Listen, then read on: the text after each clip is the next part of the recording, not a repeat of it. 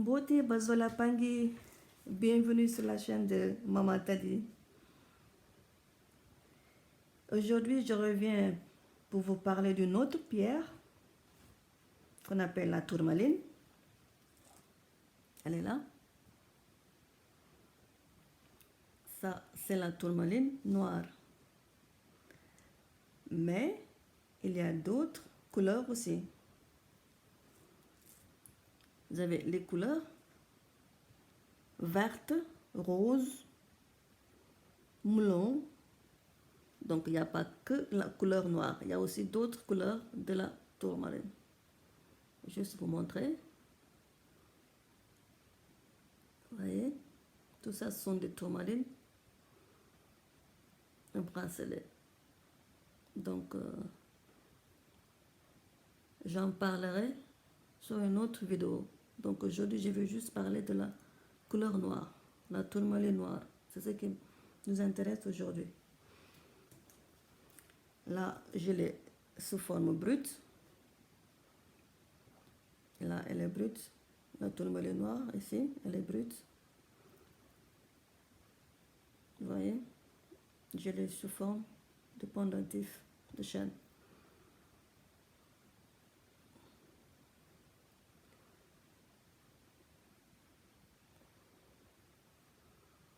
Vous voyez comment elle est. Elle aussi, c'est une pierre de protection passive, comme la shungite.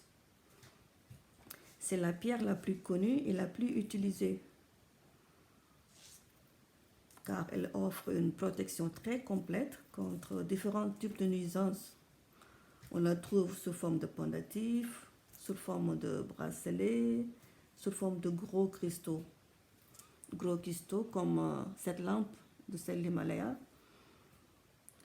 Pour les gros cristaux, on peut les utiliser dans des habitats très grands, dans des lieux de travail qui sont grands, où il y a beaucoup de personnes. Donc avec les gros cristaux, on doit avoir la pointe en haut, comme ça. Donc ça protège le lieu d'habitat. Aussi, on peut, pour protéger les grands habitats, on peut faire un mandala de tourmaline. Aussi, ça marche aussi.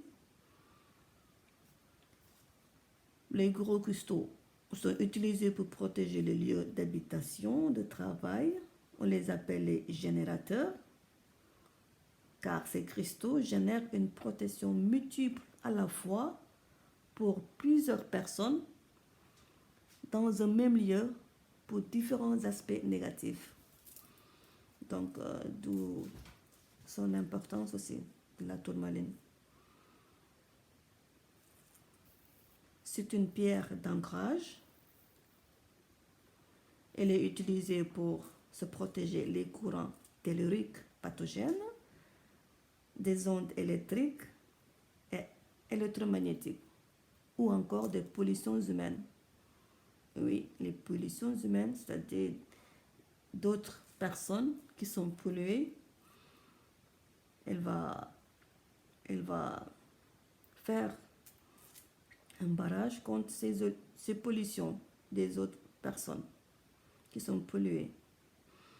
Donc, raison pour laquelle beaucoup préfèrent la porter sur soi.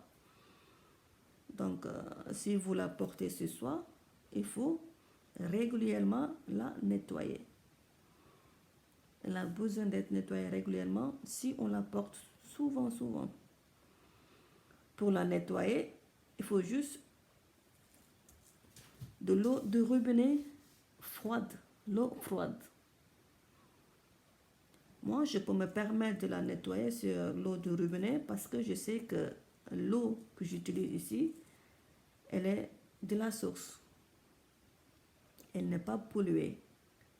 Donc, il suffit juste d'ouvrir le robinet et de laisser l'eau couler sur la pierre pendant 20 à 30 secondes. Ensuite, je peux l'utiliser. Vous pouvez aussi la purifier avec la fleur de vie. Ceux qui sont à l'école initiatiques Kimuntu connaissent cette fleur de vie à base 12. Vous pouvez la purifier avec cette fleur. Il faut juste poser la pierre ou les cristaux sur la fleur de vie. Et elle va faire son travail. C'est pas difficile.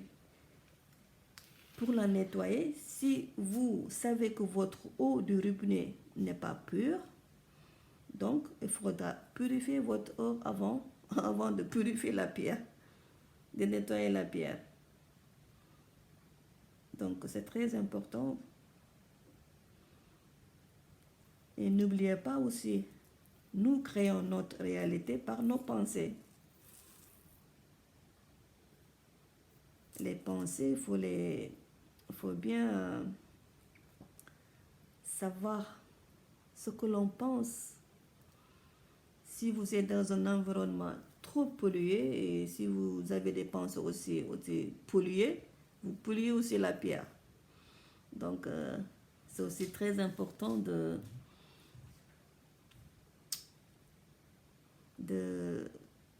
revoir nos pensées parce que nos pensées créent notre réalité. Donc, si vous êtes dans un environnement qui n'est pas pollué, donc vous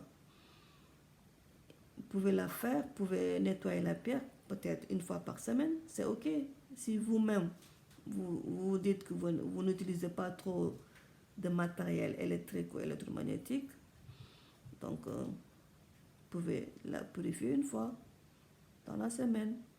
Mais c'est pas très évident puisque maintenant dans les maisons il y a partout des appareils, donc il faut la purifier et la nettoyer régulièrement. Sinon, si vous ne le faites pas, elle va stocker ces énergies négatives. Donc là, elle peut diffuser ça en vous-même qui portez la pierre. Et ça peut vous nuire.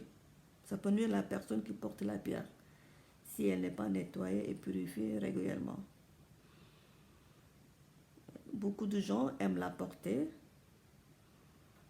Donc, si vous avez des pierres roulées, comme ça, vous pouvez les mettre dans votre sac à main,